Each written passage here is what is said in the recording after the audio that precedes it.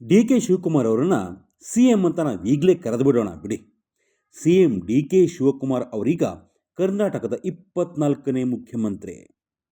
ಕಾಂಗ್ರೆಸ್ನಿಂದ 18ನೇ ಮುಖ್ಯಮಂತ್ರಿ, ಒಕ್ಕಲಿಗ ಸಮುದಾಯದ 9ನೇ ಮುಖ್ಯಮಂತ್ರಿ, ಬೆಂಗಳೂರು ದಕ್ಷಿಣ ಜಿಲ್ಲೆ ಅರ್ಥಾತ್ ರಾಮನಗರ ಜಿಲ್ಲೆಯ 6ನೇ ಮುಖ್ಯಮಂತ್ರಿ, ಕರ್ನಾಟಕದ ಈಗಿನ 16ನೇ ವಿಧಾನಸಭೆಯ 2ನೇ ಮುಖ್ಯಮಂತ್ರಿ.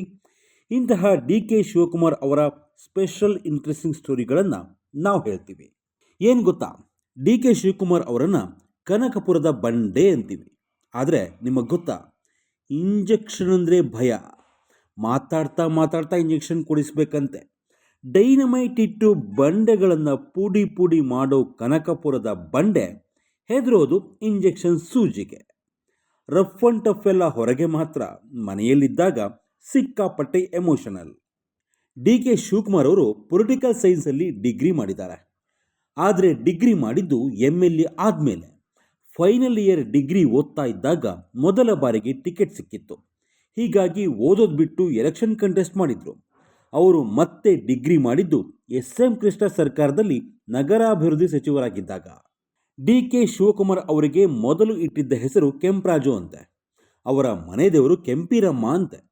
ಗಂಡು ಮಗ ಹುಟ್ಟಿದ್ರೆ ಕೆಂಪೇಗೌಡ, ಕೆಂಪರಾಜು, ಕೆಂಪಣ್ಣ, ಹೀಗೆ ಒಟ್ಟಿನಲ್ಲಿ ಕೆಂಪ ಅನ್ನೋ ಹೆಸರಿನಲ್ಲಿ ಹೆಸರಿಡೋದು ಸಂಪ್ರದಾಯ.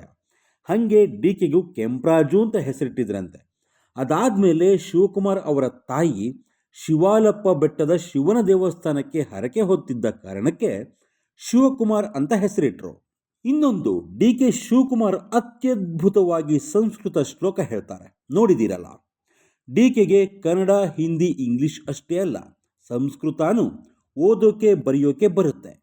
ಅವರು ಸಂಸ್ಕೃತ ಕಲ್ತಿದ್ದೇ ಇಂಟ್ರೆಸ್ಟಿಂಗ್.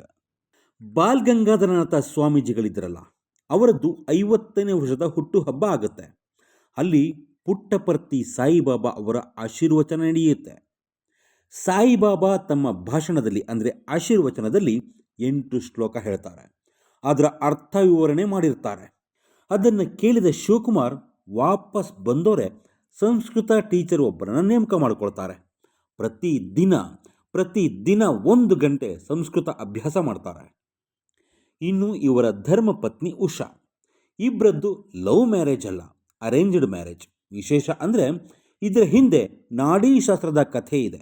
ನಾಡೀಶಾಸ್ತ್ರ ಹೇಳ್ತಾ ಇದ್ದ ಶಿವಸ್ವಾಮಿ ಅನ್ನೋರು, ಶಿವಕುಮಾರ್ ಪತ್ನಿ ಇಂಥ ಕಡೆನೇ ಸಿಗ್ತಾರೆ, ಇಂಥ ಕಡೆನೇ ಮನೆ ಇರುತ್ತೆ, ಮನೆ ಪಕ್ಕ ಒಂದು ದೇವಸ್ಥಾನ ಇರುತ್ತೆ, ಮನೆ ಸುತ್ತಮುತ್ತ ಗಿಡ ಮರ ಇರುತ್ತೆ, ಅವರ ಹೆಸರು ಮುಂಜಾನೆ ಮೂಡುವ ಬೆಳಕಿನ ಅರ್ಥ ಕೊಡುತ್ತೆ ಅಂತೆಲ್ಲ ಹೇಳಿದ್ರಂತೆ. ಜ್ಯೋತಿಷ್ಯವನ್ನು ಸ್ವಲ್ಪ ಜಾಸ್ತಿನೇ ನಂಬೋ ಡಿ ಕೆ ಶಿವಕುಮಾರ್ ಉಷಾ ಅವರನ್ನು ನೋಡ್ತಾರೆ, ಇಂಪ್ರೆಸ್ ಆಗ್ತಾರೆ. ಉಷಾ ಅವರ ತಂದೆ ಅವರನ್ನು ಹೇಗೋ ಒಪ್ಪಿಸಿ ಮದುವೆ ಆಗ್ತಾರೆ. ಉಷಾ ಅಂದರೆ ಏನರ್ಥ ಗೊತ್ತಲ್ಲ, ಮುಂಜಾನೆ ಮೂಡುವ ಬೆಳಕು ಅಂತ ಅರ್ಥ. ಅಂದಹಾಗೆ ಉಷಾ ಅವರಿಗೆ ಪೊಲಿಟಿಕಲ್ ಬ್ಯಾಕ್ಗ್ರೌಂಡ್ ಇರಲಿಲ್ಲ. ಉಷಾ ಅವರ ತಂದೆ ತಿಮ್ಮಯ್ಯ ಮಧ್ಯಮ ವರ್ಗದ ಬಿಸ್ನೆಸ್ ಮ್ಯಾನ್, ಮೈಸೂರಿನ ಇಟ್ಕೆಗೂಡ್ನವರು. ಡಿ ಕೆಗೆ ರಾಜಕೀಯ ಕುಟುಂಬದ ಹುಡುಗಿನೇ ಮದುವೆ ಮಾಡಿಸ್ಬೇಕು ಅಂತ ಬಂಗಾರಪ್ಪ, ಗುಂಡೂರಾವ್ ಅವರೆಲ್ಲ ಟ್ರೈ ಮಾಡ್ತಿದ್ರಂತೆ. ಇನ್ನೊಂದು ವಿಷಯ, ಡಿ ಕೆಗೆ ಚಿಕ್ಕ ಹುಡುಗ ಇದ್ದಾಗಿಂದಲೂ ಭವಿಷ್ಯ ಕೇಳೋ ಹುಚ್ಚಿತ್ತು, ಈಗಲೂ ಇದೆ. ವಿಶೇಷ ಏನು ಗೊತ್ತಾ, ಅದನ್ನು ಅವರೂ ಸ್ವಲ್ಪ ಅಧ್ಯಯನ ಮಾಡಿದ್ದಾರೆ. ಅವ್ರಿಗೆ ಪಂಚಾಂಗ ನೋಡೋದು ಗೊತ್ತು, ನಾಡಿಶಾಸ್ತ್ರ, ಕವಡೆಶಾಸ್ತ್ರ ಎಲ್ಲನೂ ಸ್ವಲ್ಪ ಗೊತ್ತಿದೆ. ಏನೇನೋ ಹೇಳಿ ಡಿ ಕೆ ಶಿವಕುಮಾರ್ ಅವರನ್ನು ಜ್ಯೋತಿಷ್ಯದ ವಿಷಯದಲ್ಲಿ ಯಾಮರ್ಸೋಕ್ಕಾಗಲ್ಲ. ದೇವರಾಜ ಅರಸು ಅಳಿಯ ನಟರಾಜ್ ಎಲೆಕ್ಷನ್ ಗೆದ್ದ ಮೇಲೆ ಡಿ ಕೆ ಶಿವಕುಮಾರ್ ಸಿಹಿಕಹಿ ಚಂದ್ರು ಅವರನ್ನು ಕಿಡ್ನ್ಯಾಪ್ ಮಾಡಿಸಿದ್ರಂತೆ. ಅಂದಂಗೆ ಸಿಹಿಕಹಿ ಚಂದ್ರು ಇದ್ದಾರಲ್ಲ, ಇವರು ಶಿವಕುಮಾರ್ ಅವರ ಚಡ್ಡಿ ದೋಸ್ತು. ರವಿಚಂದ್ರನ್ ಕಾಲೇಜ್ ಮೇಟ್ ಆದರೆ ಸಿಹಿಕಹಿ ಚಂದ್ರು ಡಿ ಕೆ ಶಿವಕುಮಾರ್ ಅವರ ಪ್ರೈಮರಿ ಸ್ಕೂಲಿಂದ ಫ್ರೆಂಡು. ಇನ್ನೊಂದು ವಿಷಯ ಗೊತ್ತಾ, ಡಿ ಕೆ ಶಿವಕುಮಾರ್ ಕಾಲೇಜ್ನಲ್ಲಿದ್ದಾಗ ಸಿಕ್ಕಾಪಟ್ಟೆ ಆಟ ಆಡ್ತಿದ್ರು, ಸ್ಪೋರ್ಟ್ಸ್ ಮ್ಯಾನ್, ಸಣ್ಣಕ್ಕಿದ್ರು. ಒಂದ್ಸಲ ಕಾಂಗ್ರೆಸ್ ಫಂಕ್ಷನ್ಗೆ ಹೋಗಿದ್ದಾಗ ಯಾರೋ ಚಿಕ್ಕ ಹುಡುಗ ಬಂದ್ಬಿಟ್ಟವನೆ ಅಂತ ಪೊಲೀಸ್ನವರು ಚಿಕ್ಕ ಮಕ್ಕಳನ್ನ ಎತ್ತಿ ಆಚೆ ಹಾಕೋ ಹಾಗೆ ಹಾಕಿದ್ರಂತೆ. ಅದಾದಮೇಲೆ ರಾಜಕೀಯದಲ್ಲಿ ನೋಡೋರ ಕಣ್ಣಿಗೆ ದಪ್ಪ ಕಾಣಬೇಕು ಅಂತ ಅನ್ನದ ಐಟಮ್ ಜಾಸ್ತಿ ತಿನ್ನೋಕ್ಕೆ ಶುರು ಮಾಡಿದ್ರಂತೆ. ಡಿ ಕೆ ಅವರಿಗೆ ಆಗಲೂ ಈಗಲೂ ಕೂಡ ಬೇಯಿಸಿದ ಕಡಲೆಬೀಜ, ಹುರಿದ ಕಡಲೆಬೀಜ ತಿನ್ನೋದು ಇಷ್ಟ. ಮಲಗೋದು ಮಧ್ಯರಾತ್ರಿ 2 ಗಂಟೆ, ಆದರೆ ಬೆಳಗ್ಗೆ 6 ಗಂಟೆಗೆ ಎದ್ದೇಳ್ತಾರೆ. ಡಿ ಕೆ ಅವರು ರಾಜಕೀಯಕ್ಕೆ ಬರೋಕೆ ಕಾರಣ ಅವರಿಗಿದ್ದ ಇಂಗ್ಲಿಷು ಮತ್ತು ರಾಜೀವ್ ಗಾಂಧಿ. ಇದು ಹೆಂಗೆ ಅಂತೀರಾ? ರಾಜೀವ್ ಗಾಂಧಿಯವರೇ ಶಿಫಾರಸು ಮಾಡಿ ವರ್ಲ್ಡ್ ಯೂತ್ ಸ್ಟೂಡೆಂಟ್ ಫೆಸ್ಟಿವಲ್ಗೆ ಹೋಗೋ ಹಾಗೆ ಮಾಡಿಸಿದ್ರಂತೆ. ಅದಕ್ಕೆ ಹೋಗೋದಕ್ಕೆ ದುಡ್ಡಿಲ್ಲದೆ ಕತ್ತಿನ ಚೈನ್ ಅಡ ಇಟ್ಟು 3,000 ಕೊಟ್ಟಿದ್ರಂತೆ ಡಿ ಕೆ ಶಿವಕುಮಾರ್. ಆದರೆ ಆಗ ಡಿ ಕೆ ವಿರುದ್ಧ 5 ಜನ ಎಂಪಿಗಳು ಕಂಪ್ಲೇಂಟ್ ಮಾಡ್ತಾರೆ. ಅದಾದಮೇಲೆ ಆಗ ಕರ್ನಾಟಕದ ರಾಜ್ಯಪಾಲರಾಗಿದ್ದ ವೆಂಕಟಸುಬ್ಬಯ್ಯ ಪ್ರಾಬ್ಲಮ್ ಸಾಲ್ವ್ ಮಾಡಿಕೊಡ್ತಾರೆ. D K Shivakumar world youth student federation ಫೆಸ್ಟಿವಲ್ಗೆ ಹೋಗ್ತಾರೆ. ಇನ್ನು ಮೊದಲನೇ ಬಾರಿ ಟಿಕೆಟ್ ಕೊಟ್ಟು ದೇವೇಗೌಡರ ಎದುರು ಎಲೆಕ್ಷನ್ ಎದುರಿಸಿ ನಿಂತು ಸೋತ್ರಲ್ಲ. ಆಗ ಡಿ ಕೆ ಹತ್ರ ದುಡ್ಡೇ ಇರಲಿಲ್ಲ. ಆಗ ಮನೆಯಲ್ಲಿದ್ದ ಚಿನ್ನ ಅಡ ಇಟ್ಟು ಎಲೆಕ್ಷನ್ ಫೇಸ್ ಮಾಡಿದ್ರಂತೆ. ಇನ್ನು ಬಂಗಾರಪ್ಪನವ್ರ ವಿಷಯ ಗೊತ್ತಿದೆ. ಡಿ ಕೆಯನ್ನು ಮೊದಲಿಗೆ ಮಂತ್ರಿ ಮಾಡಿದವರು ಬಂಗಾರಪ್ಪ. ಬಂಗಾರಪ್ಪ ಅವರು ಮಂತ್ರಿ ಮಾಡಿದ್ರ ಹಿಂದೇನೂ ಒಂದು ಕಥೆ ಇದೆ. ಅದೇನೆಂದರೆ, ಆಗ ವೀರೇಂದ್ರ ಪಾಟೀಲರು ಸಿ ಎಂ ಆಗಿರ್ತಾರೆ. ಆರೋಗ್ಯ ಕೈ ಕೊಟ್ಟಿರುತ್ತೆ. ಆಗ ಬೆಂಗಳೂರಿಗೆ ಬಂದಿದ್ದ ರಾಜೀವ್ ಗಾಂಧಿಯವರು ಹೊಸ ಹುಡುಗ ಅಂತ ಡಿ ಕೆಯನ್ನು ನಂಬ್ತಾರೆ. ಅದಕ್ಕೆ ಏನಾಗುತ್ತೆ ಅಂದರೆ, ರಾಜೀವ್ ಗಾಂಧಿ ಆ ಟೈಮಲ್ಲಿ ಚನ್ನಪಟ್ಟಣಕ್ಕೆ ಬಂದಿರ್ತಾರೆ. ವಾಪಸ್ ಹೋಗೋವಾಗ ಹೆಲಿಕಾಪ್ಟರ್ ಪ್ರಾಬ್ಲಮ್ ಆಗುತ್ತೆ. ಹೀಗಾಗಿ ಡಿ ಕೆ ಜೊತೆ ಕಾರ್ನಲ್ಲಿ ಏರ್ಪೋರ್ಟ್ವರೆಗೂ ಬರ್ತಾರೆ. ಸುಮಾರು 2 ಗಂಟೆ ಕಾರ್ನಲ್ಲೇ ಬರ್ತಿದ್ದಾಗ ಡಿ ಕೆ ಅವರ ಬಳಿ ಒಪಿನಿಯನ್ ಕೇಳ್ತಾರೆ ರಾಜೀವ್ ಗಾಂಧಿ. ಡಿ ಕೆ ಅವರು ತಮ್ಮನ್ನು ಚೆನ್ನಾಗಿ ನೋಡಿಕೊಳ್ತಾ ಇದ್ದ ಬಂಗಾರಪ್ಪ ಅವರ ಹೆಸರು ಹೇಳ್ತಾರೆ. ಇದು ಬಂಗಾರಪ್ಪ ಅವರಿಗೆ ಆಮೇಲೆ ಗೊತ್ತಾಗುತ್ತೆ. ಅದೇ ಖುಷಿಲಿ ಮಂತ್ರಿಗಿರಿ ಕೊಡ್ತಾರೆ. ಬಂಗಾರಪ್ಪ ಅವರು ಜೈಲ್ ಮಂತ್ರಿ ಆಗಿ ಮುಖ್ಯಮಂತ್ರಿ ಆದವರು.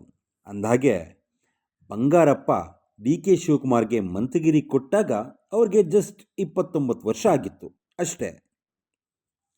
ಅಂದಹಾಗೆ ಡಿ ಕೆ ಶಿವಕುಮಾರ್ ಅವರು ತುಂಬ ನಂಬುವ ರಾಜಗುರು ದ್ವಾರಕಾನಾಥ್ ಅವರದ್ದು ಒಂದು ಕಥೆ ಇದೆ.